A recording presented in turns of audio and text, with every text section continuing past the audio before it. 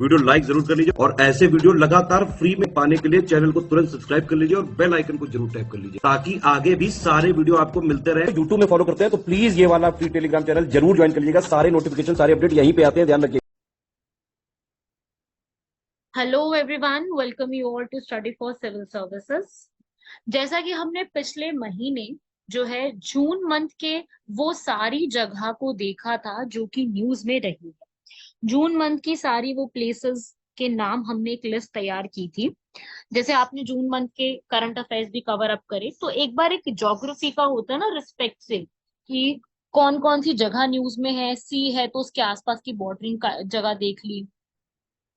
तो हमने इस तरीके से पूरा कवर अप किया था लास्ट में।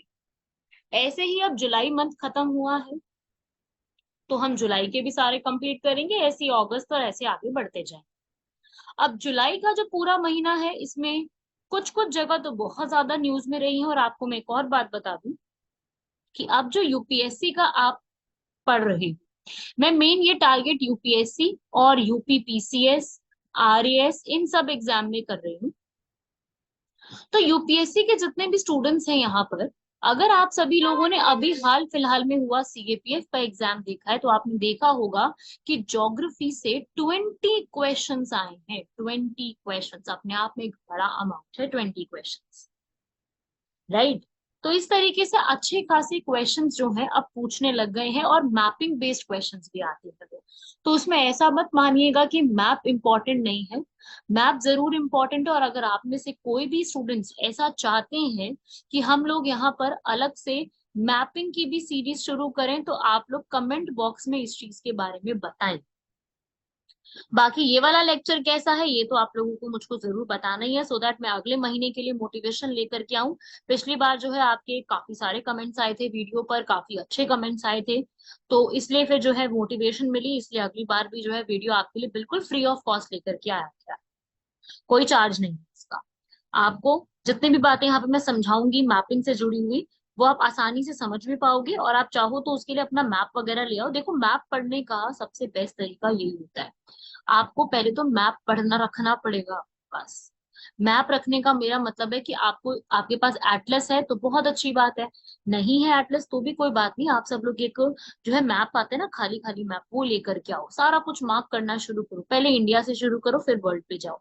सीधा वर्ल्ड का शुरू मत करो, पहले इंडिया की सारी जगह को मार्क करो। सारी स्टेट्स आपको पता है, कैपिटल्स आपको पता है, जगह मार्क करनी शुरू करो। कौन सी न्यूक्लियर जो है पावर प्लांट कहाँ लगे हैं, थर्मल पावर प्लांट कहाँ पे लगे हुए हैं, सारे पावर प्लांट्स और सारी इन चीजों को एक एक करके मार्क करना शुरू करो।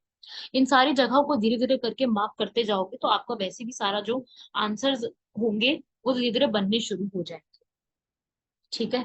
मैपिंग को समझने का बेस्ट तरीका ही यही है कि आप सिर्फ और सिर्फ बैठ करके ये सारी चीजों को मार्क करते रहो। जब तक आप मार्क नहीं करोगे चीजें नहीं कर पाएंगी। मार्क करना बेहद जरूरी है। ठीक है। चलो हम वीडियो को स्टार्ट कर लेते हैं इस वाले मंथ की।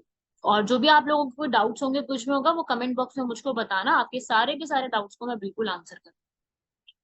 देखो भाई, अगर आपको इसकी पीडीएफ चाहिए तो आप इस दिए गए नंबर्स पे जो है वो कॉल करके पीडीएफ को भी कलेक्ट कर सकते हैं।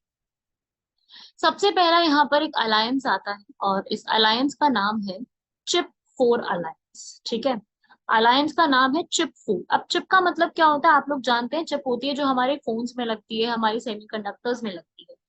तो ये एक अलायंस है चिप 4 के नाम से, या फिर कई बार इसको फैब 4 भी कहते हैं। चिप 4 या फैब 4 अलायंस जो कि यहाँ पर यूएसए, जापान, साउथ कोरिया और ताइवान के बीच में स्टार्ट किया गया। इसमें आपको क्या दिमाग में रखना है कि इसमें इंडिया पार्टिसिपेटेड नहीं है। क्यों नहीं है? क्योंकि हमारे यहाँ पर इतनी ज्यादा मैन्युफैक्चरिंग होती ही नहीं है उस चीज की, तो हम पार्टिसिपेंट भी नहीं है। तो आपको ये अब चारों कंट्रीज के ये जो 4 जगह है ये न्यूज में है, इस पे सवाल बन सकता है। यूएसए आप लोग जानते हैं यूएसए के बारे में कि इंडिया जो है यूएसए के साथ जो है 4 से 5 मिलिट्री एक्सरसाइज भी कंडक्ट करता है, जैसे कि मालाबार युद्ध अभ्यास, टाइगर ट्री हम्प, वज्र प्रहार, ये सब आप नाम जानते हैं। जापान के साथ अभी हमने एक्सरसाइज कंडक्ट करी है शिन्यू मैत्री, जिम्बेक्स, ये सब एक्सरसाइज कंडक्ट करते हैं। साउथ कोरिया के साथ हमारी कोई एक्सरसाइज नहीं कंडक्ट। साउथ कोरिया के साथ हमारे रिलेशंस जो है वो ऐसा नहीं है कि बहुत ज्यादा अच्छे हैं या कुछ वैसा, ऐसा कुछ नहीं है।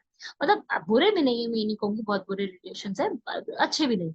तो साउथ कोरिया के साथ जो हमारा एक जो बॉन्ड है ना, वो एक्सेप्ट है, एक्सेप्टेबल हम लोगों ने किया हुआ है, कोई लड़ाई भी नहीं है, कोई वो भी नहीं। ठीक है, और हम लोगों के साथ उनका बस यही कि हम लोग रेगुलरली मीटिंग्स करते नहीं। हाँ, ये बात है कि भाई अगर मैं पूरे एशिया की बात करूँ तो टेक्नोलॉजी के मामले में जापान के बाद साउथ कोरिया ही आता है। बट वो बात अलग है कि हम लोगों ने उतना ज्यादा इन्वेस्टमेंट या फिर इतना ज्यादा हमारे के साथ बातचीत हुई नहीं है। हाँ, ट्रेड वगैरह काफी अच्छा कर रहे हैं, बहुत अच्छा भी नहीं कर रहे, पर हाँ अभी धीरे धीरे करके हम ट्रेड को बढ़ा रहे हैं। और जो ये वाला अलायंसेस होते हैं, ये इनके साथ अगर हम करें तो अपने को भी थोड़ा और बेटर होगा। लेकिन साउथ कोरिया ने भी एक जो है इन्वेस्ट इंडिया करके एक पॉलिसी भी स्टार्ट करी थी। ठीक है भाई।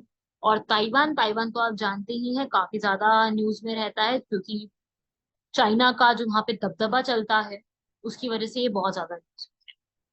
ठीक है, तो थोड़ी थोड़ी चीजें जो ये टर्म्स न्यूज में है ये पता होना चाहिए। ताइवान और चाइना का जो टसल है वो है। अच्छा, आपको पता है कि ताइवान का पुराना नाम क्या हुआ करता था? पहले ताइवान को किस नाम से जानते थे? ताइवान का पुराना नाम हुआ करता था फॉर्मोसा। आ सकता है इस पे सवाल। फॉर्मोसा कौन सी कंट्री का पुराना नाम हुआ करता था? तो वो है ताइवान। ठीक है, तो अभी इंडिया और ताइवान का ऐसा कुछ नहीं है, कोई दोनों डेमोक्रेसीज हैं, और दोनों यूरोप और यूके दोनों के साथ रिलेशंस हैं। तो ये आपको फैक्ट्स याद रखने हैं। 4 कंट्रीज न्यूज में चल रही हैं, और अभी हाल फिलहाल में जो हमारे प्राइम मिनिस्टर हैं वो जापान के विजिट पे भी गए हैं। क्वाड का समिट भी यही हुआ और G7 का समिट भी है, दोनों का वेन्यू जापान का हिरोशिमा ही रहा था। तो जापान का हिरोशिमा भी आपको पता होना चाहिए। एक यूपीएससी ने सवाल किया था इसके ऊपर। जो जापान के 4 आइलैंड्स हैं, 4 आइलैंड्स आपको पता है ना, उनसे क्वेश्चन आया था कि आपको उन 4 आइलैंड्स को जो है वो सीक्वेंस वाइज लगाना है, नॉर्थ से साउथ की तरफ। ये क्वेश्चन बहुत बार पूछा गया है, और मुझे ऐसा लगता है कि क्वेश्चन अपने आप में काफी इंपॉर्टेंट क्वेश्चन। समझे? 4 आइलैंड्स के नाम दे देंगे और आपको उसको अरेंज करना होगा। ठीक है, वैसे बहुत सारे और आइलैंड्स हैं, पर ये जो है ना आइलैंड आपको नॉर्थ से साउथ में लगाने हैं। तो मेरे हिसाब से जिन्होंने पढ़ा होगा पहले कभी इसके बारे में, वो तो 4 आइलैंड्स के नाम समझ रहे हो। ठीक है, वो समझ पा रहे होंगे कि मैं किस आइलैंड की बात कर रही हूँ। लेकिन अब जिनको नहीं पता, मैं उनके लिए बता देती हूँ कि 4 है, लार्जेस्ट और स्मॉलेस्ट दोनों के हिसाब से बता दूंगी मैं। सबसे पहले मैं बता देती हूँ कि सबसे बड़े आइलैंड जो है वो कौन कौन से हैं जापान में। वो है Honshu, Hokkaido, Kyushu and Shikoku. ये 4 आइलैंड है, नॉर्थ से साउथ तक जो बने भी हुए हैं, और ये एरिया भी इनका। वैसे तो 50 आइलैंड्स है, लेकिन ये आपको 4 याद रखने हैं, होन्शु, होकाइडो, क्यूशु, शिकोकू। इस पे सवाल बन सकता है, ये एग्जाम में आ सकता है। और इसमें सबसे ज्यादा जो पॉपुलेशन रहती है वो होन्शु में रहती है, जापान के। ठीक है, साथ ही साथ होकाइडो ये भी इंपॉर्टेंट है। होकाइडो भी मतलब ये सेकंड लार्जेस्ट है, मतलब सेकंड बड़ा हो जाएगा। इससे भी सवाल आते हैं कई बार। तो ये नाम आप लोगों को दिमाग में रखने हैं कि भाई ये नाम यहाँ पर बने हुए हैं। एक और आइलैंड है जो न्यूज में चल रहा है, मैं वो भी आपको लिखवाना चाहती हूँ, वो है कुरिल आइलैंड्स। अब ये कुरिल आइलैंड्स जो है ना, ये जापान और रशिया के बीच में डिस्प्यूट चल रहा है कि ये किसके आइलैंड है। जापान और रशिया, रशिया इसको कुरिल आइलैंड कहता है, जापान इसको क्या बोलता है? Northern territories. क्यों उत्तरी हमारा क्षेत्र? क्योंकि ये जो क्षेत्र है पूरा ये वाला, ये जापान अपने हिस्से में काउंट करता है। तो एक डिस्प्यूटेड है कुरिल आइलैंड। ठीक है, नॉर्दर्न टेरिटरीज भी कहते हैं कुरिल आइलैंड्स, ये आप लोगों को दिमाग में रखना है। ये इस पे बन सकता है। 1945 के बाद से ये रशिया ही संभाल रहा है। ठीक है, ये होकाइडो के थोड़ा ऊपर की तरफ पड़ता है। तो ये आपको याद रखने हैं 4 आइलैंड। इनका नॉर्थ से साउथ सीक्वेंस ये नहीं है, ये मैंने आपको एरिया वाइज बताया। इनका क्षेत्रफल के हिसाब से होन्शु सबसे बड़ा है। आप लोग कमेंट बॉक्स में इन चारों आइलैंड को नॉर्थ से साउथ, उत्तर से दक्षिण की ओर लगाएंगे, और इसका आंसर मुझे कमेंट बॉक्स में बताइए। ठीक है,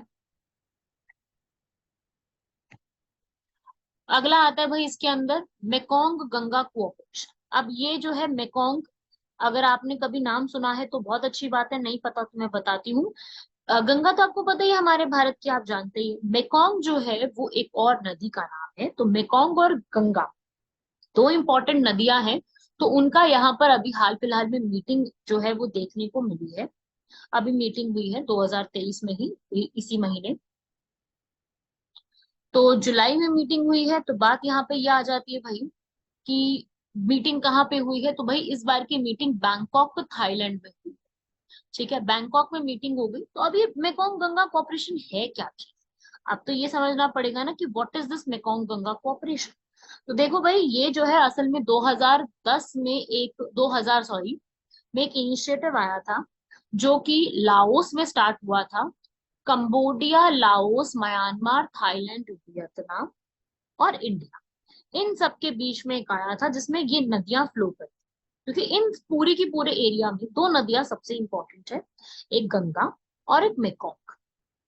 और मेकोंग नदी ऐसा नहीं कि वो चाइना से नहीं आती, चाइना से ही आती है वो नदी, चाइना से आती है, लेकिन चाइना इसका हिस्सा नहीं है। ये बात आपको दिमाग में रखनी है कि ये नदी आती चाइना से है, पर चाइना इसके हिस्सेदारी में नहीं आता।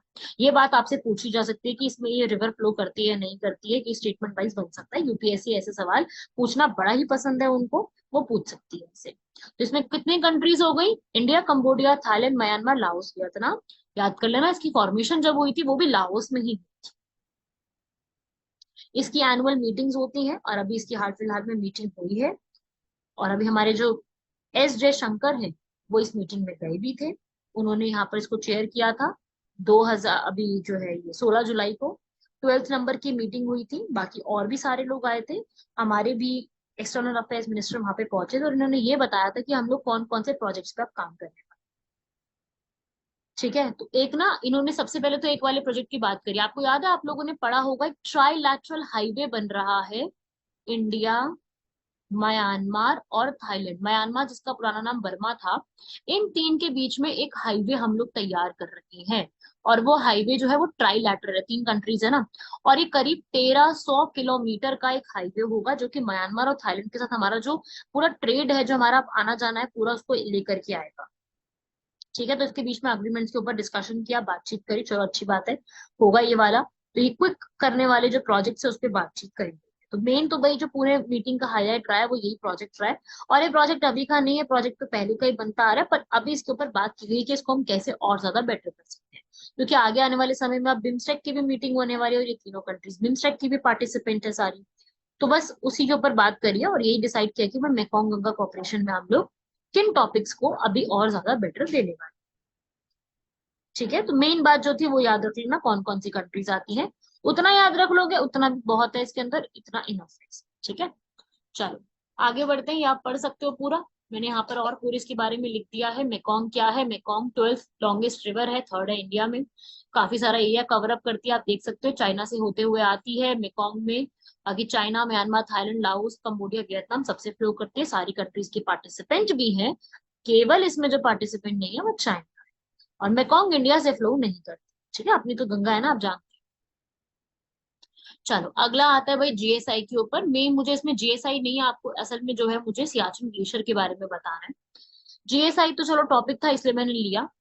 अभी यहाँ पर जो है जीएसआई ने बोला है कि हम लोग जो है इधर सियाचिन का जो सर्वे है कर रहे हैं यहाँ पर। सियाचिन ग्लेशियर तो आप लोग जानते ही। तो अभी यहाँ पर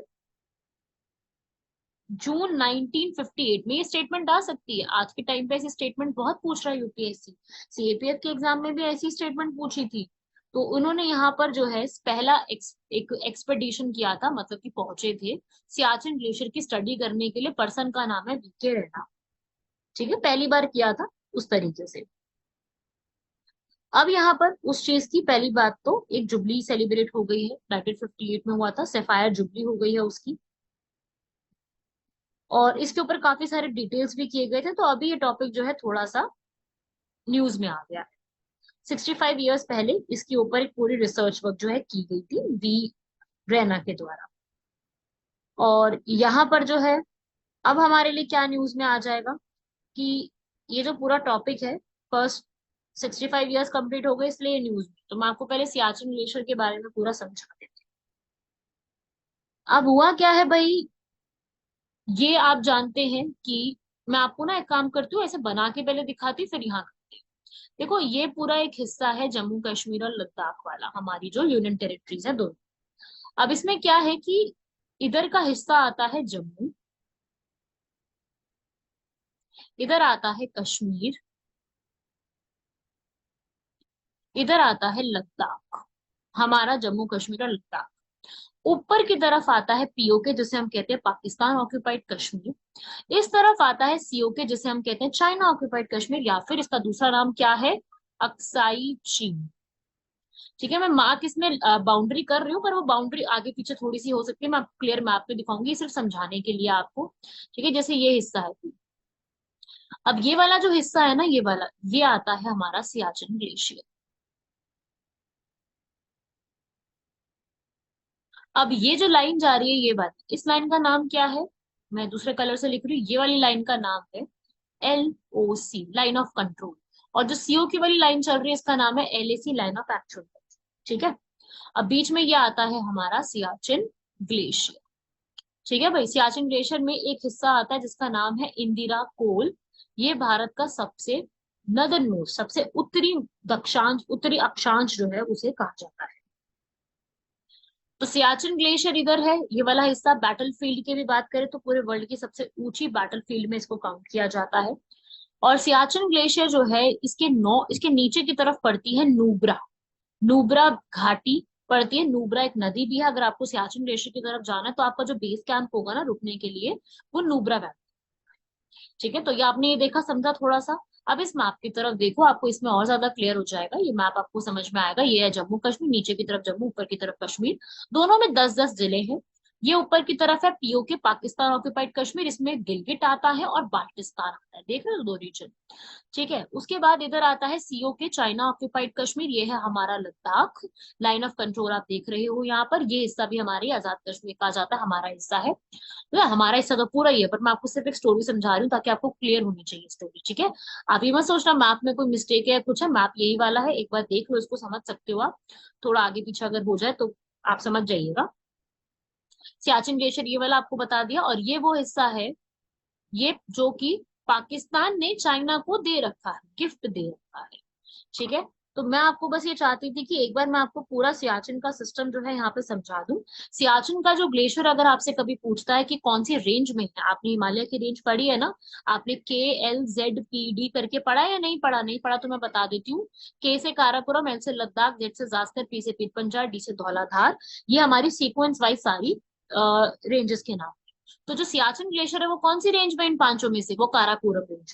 काराकोरम रेंज जो है इसी में ही हमारा सबसे बड़ा जो लार्जेस्ट माउंटेन है K2 वो पड़ता है, क्योंकि इसी जो सियाचिन वाला जो ये जो काराकोरम है ना, इसी काराकोरम के अंदर आपको K1, K2, K3 सीरीज मिलेगी, बहुत सारे माउंटेन्स मिलेंगे।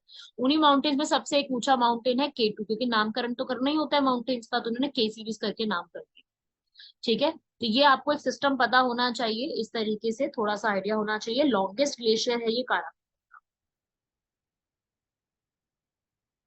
ठीक है भाई, और यहाँ पर सियाचिन को कंट्रोल करने के लिए इंडियन आर्मी ने एक ऑपरेशन भी परफॉर्म किया हुआ है, ऑपरेशन मेघदूत। ये भी याद रखिएगा, नुब्रा रिवर यहाँ से फ्लो करती है। नुब्रा रिवर आगे चल के किसको मिल जाती है, श्योक नदी को, और श्योक नदी आगे सिंधु नदी, इंडस नदी को आके मिल जाती है। ठीक है, ये बातें भी ध्यान में रखेगा। तो अभी यहाँ पर जो है ये टॉपिक न्यूज में आ गया था, क्योंकि इसमें यहाँ पर कंप्लीट हो चुके हैं इसके 65 ईयर्स, एफआईआर जुबली चल रही है, इसलिए मैंने आपको सोचा कि इस बुरे के बारे में बता दिया जाए। ठीक है, अभी हमारी इंडियन आर्मी के पास ही ये वाला पूरा ग्लेशियर कंट्रोल में है। क्लियर है भाई, चलो। अगला आता है वेस्टर्न घाट्स के ऊपर, क्योंकि अभी हाल फिलहाल में वेस्टर्न घाट्स के ऊपर एक अलग से सिस्टम लॉन्च किया गया जिसका नाम है Indian institute of science, energy और वेटलैंड रिसर्च ग्रुप। तो यहाँ पर वेटलैंड्स के ऊपर ही, मतलब इसी में पूरे रीजन में एक वेस्टर्न घाट का सिस्टम लॉन्च किया गया। अब देखो, पहले तो मैं आपको ये समझा दूं, आप लोगों ने अगर पढ़ा है तो बहुत अच्छी बात है, नहीं पढ़ा तो मैं बता दूं वेस्टर्न घाट्स कहाँ पे है, क्या रीजन है। ये पूरा वेस्टर्न घाट्स का रीजन है। 1600 किलोमीटर से फैला हुआ ये पूरा इलाका है, जो कि शुरू हो जाता है गुजरात के बिल्कुल इस हिस्से से, कोने से इधर शुरू हो जाता है, यहाँ से गुजरात से। तो गुजरात काउंट करना है आपने इसमें। ठीक है, यहाँ पे एक पीक आती है जिसका नाम है सलेर मुलेर पीक, यहाँ से शुरू हो जाएगा, महाराष्ट्र कवर करेगा, गोवा है ना ये वाला कवर करेगा, फिर कर्नाटका कवर करेगा, केरल और फिर तमिलनाडु। कितने रीजन हो गए? 6। ये यूपीएससी सिविल सर्विसेज में 3-4 साल पहले पूछा गया है कि कितने स्टेट्स को कवर कर रहा है। 6 स्टेट्स को कवर अप कर रहा है, और ये हमारी यूनेस्को वर्ल्ड हेरिटेज साइट्स में भी काउंट किया जाता है। ठीक है भाई। इसकी सबसे हाईएस्ट पीक जो हमारा पूरा ये 1600 किलोमीटर के, इसकी सबसे हाईएस्ट पीक है अनामुडी। अनामुडी कहाँ पे है? Eravikulam national park, Kerala. ठीक है, केरला में इसकी हाईएस्ट पीक है। और यहाँ पे बहुत सारी जगह आती है, नासिक, पुणे, शिवमोगा, इरेती, कोयम्बटूर, ऊटी। तो बहुत सुंदर एरिया है, बहुत ही सुंदर है। ये तापी रिवर से शुरू हो जाता है, ऊपर तापी नदी फ्लो करती है ना, उससे नीचे से शुरू हो जाता है। पूरा रीजन आपको देखने को मिलेगा। इसको कई बार सह्याद्री के नाम से भी आप देखेंगे, सह्याद्री भी इसको बोला जाता है। ठीक है, और ये बिल्कुल कॉन्टिन्यूअस बने हुए हैं। यहाँ पे जो पत्थर आपको मिलेंगे वो ग्रेनाइट, नीस, लाइमस्टोन, इस तरीके के पत्थर आपको देखने को मिलेंगे। तो अब बात करते हैं भाई हम कि भाई ये जो वेस्टर्न घाट्स है, अभी ये न्यूज में क्यों? अभी हाल फिलहाल की इसकी न्यूज क्या चल रही है? तो देखो, लेटेस्ट इसकी जो न्यूज है वो ये बताई जा रही है, यहाँ पे पढ़ो कि अभी 5% का, ये क्वेश्चन बन सकता है कि हाल फिलहाल में वेस्टर्न घाट्स ने जो अपना पूरा एक जो पूरा एक वो होता है ना, जो अपने कवर होता है, वो उसको क्या कम किया है क्या? बिल्कुल। तो अभी यहाँ पर एवरग्रीन जो फॉरेस्ट है, जहाँ पे बहुत अच्छे से फॉरेस्ट की पॉपुलेशन है, क्या इसने अपना अमाउंट कम किया है? बिल्कुल। इसमें 5% की कमी आई है, ये बताया गया, जिससे ये पता चला है कि वहां की इकोलॉजी पे फर्क पड़ सकता है। 5% यहाँ पे कम हुआ है। और तो इस तरीके से जो चीजें देखी गई हैं, इसलिए ये न्यूज में हाल फिलहाल में ये पूछा जा सकता है कि यहाँ पर जो है लॉस हो गया है हमें कुछ हद तक, यहाँ के रीजन की एक इकोनॉमी का या एक इकोलॉजी का लॉस हुआ है। ठीक है, इससे जुड़ी हुई हमारी एक रिपोर्ट भी है, याद रखिएगा, कस्तूरी रंजन रिपोर्ट। ठीक है भाई, याद रहेगा इस चीज को। ठीक है, कस्तूरी रंजन, ये एग्जाम में अगर कोई सवाल आता है, मेंस में भी आता है वेस्टर्न घाट पे, आप इसके बारे में लिख सकते हो। चलो, ये थी इंपॉर्टेंट न्यूज, और वेस्टर्न घाट के बारे में मुझे आपको यही समझाना था। और कि वेस्टर्न घाट में जो अभी लॉस हुआ है एवरग्रीन बायोडायवर्सिटी का, जैव विविधता का, तो थोड़ा सा इस आर्टिकल को आप समझ लीजिएगा।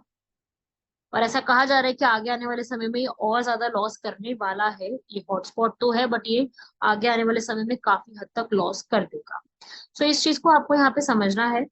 ठीक है, अगला आता है भाई हमारे भारत के जो एनएसए है, वो यहाँ पर विजिट करके आए हैं। कौन सा पोर्ट? दक्कम का पोर्ट। अब दक्कम का पोर्ट हमारे लिए न्यूज में बन गया भाई, ये दक्कम का पोर्ट क्या चीज है? तो दक्कम का पोर्ट है ओमान के। या आप पिक्चर देखो अच्छे से, ओमान है यहाँ पर, ये लिखा हुआ है, कंट्री है ये यमन, ओमान। यमन भी न्यूज में था, क्यों? क्योंकि इन्होंने एक नाम दिया था, जो कि म्यांमार में साइक्लोन आया था, साइक्लोन का नाम है साइक्लोन मोका। मोका क्या है भाई? कॉफी का नाम होता है ना, वहीं से ये नाम आया है। क्योंकि मोका जो है, ये कॉफी की एक वेराइटी है, जो कि नाम दिया गया है साइक्लोन मोका, यमन ने दिया। लेकिन ये जो आया है साइक्लोन, वो म्यांमार में आया। और वहां पे म्यांमार में साइक्लोन से लोगों को बचाने के लिए हमारी आर्मी ने ऑपरेशन परफॉर्म किया है, ऑपरेशन करुणा। नाम क्या है भाई ऑपरेशन का? करुणा। ठीक है, चलो ये तो अलग बात होगी। मैं वापस आती हूँ ओमान के ऊपर। ये है ओमान का दक्कम। ठीक है, क्वेश्चन आता है पोर्ट कहाँ पता होना चाहिए, क्योंकि एक बार यूपीएससी ने सीएपीएफ में पूछा था कि ग्वादर पोर्ट कहाँ है। ग्वादर पोर्ट बताना जरा कहाँ पे है। आप लोगों को पता है तो बहुत अच्छी बात है, नहीं पता तो कोई बात नहीं, अगली वीडियो में बता दूंगी मैं। आप लोग एक बार बताइए जरा ग्वादर पोर्ट कहाँ लोकेटेड है।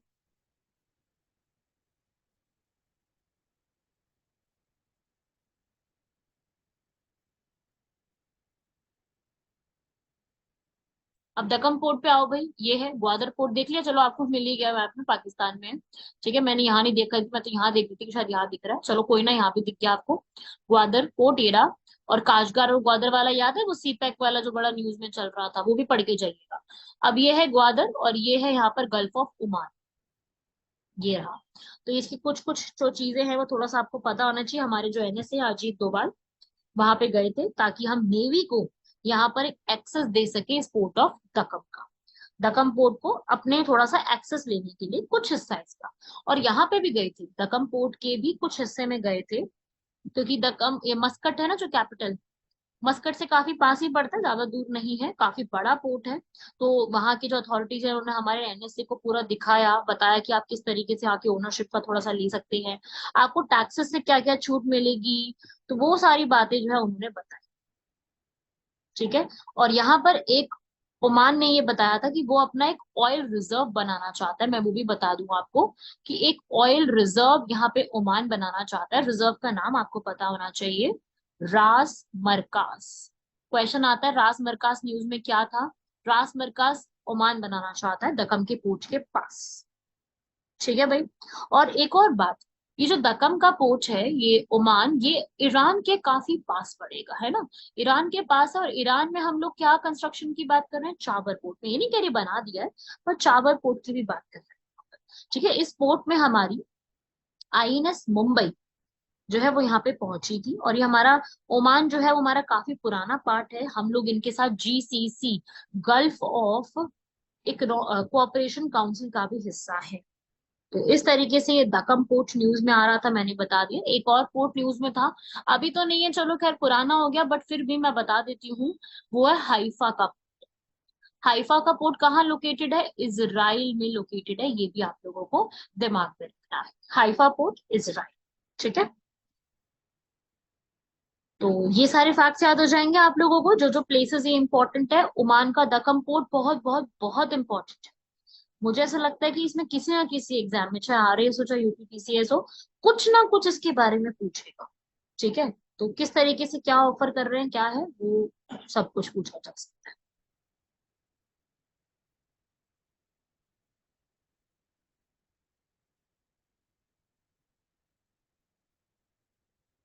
अगला ऐसा ही एक ग्लेशियर आता है जिसका नाम है पारचाचिक ग्लेशियर।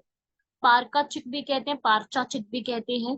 तो ये एक और ग्लेशियर जो है वो न्यूज में है। तो ये पारकाचिक ग्लेशियर, ये पिक्चर आप देख सकते हो। अब सवाल बनेगा भाई कहाँ पर है। देखो भाई ये न्यूज में है, और या ये जो लोकेशन है इसकी वो है लद्दाख। ठीक है। अभी क्या चल रहा है, ये कारगिल में, कारगिल पता है ना, कारगिल में लोकेटेड।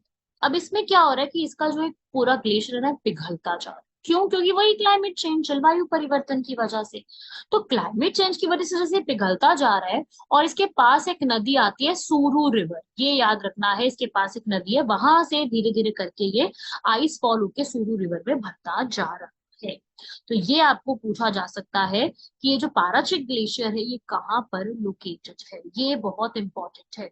लद्दाख में लोकेटेड है। यहाँ पर वाडिया इंस्टीट्यूट ने रिसर्च भी किया, तो उन्होंने बताया कि इसकी वजह से ग्लेशियर लेक्स भी बन सकती हैं वहां पर, जो कि पानी की कमी लेकर के आ सकती है। ठीक है भाई, तो ये बार याद रखिएगा। ऐसे कांवड़ यात्रा, आप सभी लोग जानते हैं कि पिछले जो है पूरी चली है कांवड़ यात्रा पूरी।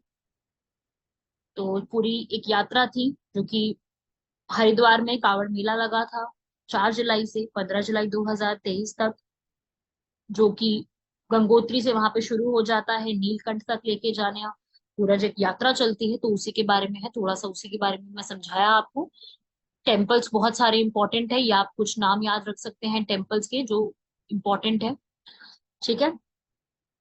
तो कावड़ यात्रा इंपॉर्टेंट है, मतलब पता होना चाहिए आप लोगों को थोड़ा सा, ये न्यूज में है पूरा आर्टिकल। सो इसके बारे में मैंने आपको बताया। हमारे जो हम महादेव के जो हम भक्त हैं, उसी के लिए है ये पूरा। ठीक है भाई। ऐसे एक और हमारा आज का लास्ट आर्टिकल है, जो रशिया का ओडिशा में प्रॉब्लम आया। मैं ओडिशा की आपको पहले, उड़ीसा नहीं है ये, ओडिशा है। ओडिशा का एक पोर्ट आता है, ये देखो ये रहा एक पोर्ट ओडिशा का। ये न्यूज में चल रहा था, ये अभी नहीं, ये बहुत टाइम से न्यूज में चल रहा है। तो ओडिशा पोर्ट के ऊपर ये खबर काफी ज्यादा आ रही थी, ओडिशा पोर्ट के। तो भाई ये थोड़ा सा मैं आपको यहाँ पर बता दूं कि रशिया जो है वो ब्लैक सी के पास, पहले तो ब्लैक सी का ये क्रीमिया का हिस्सा ले लिया था 2014 में रशिया ने, तो ओडिशा के पोर्ट के पास भी कई बार अटैक कर चुकी है यहाँ पर।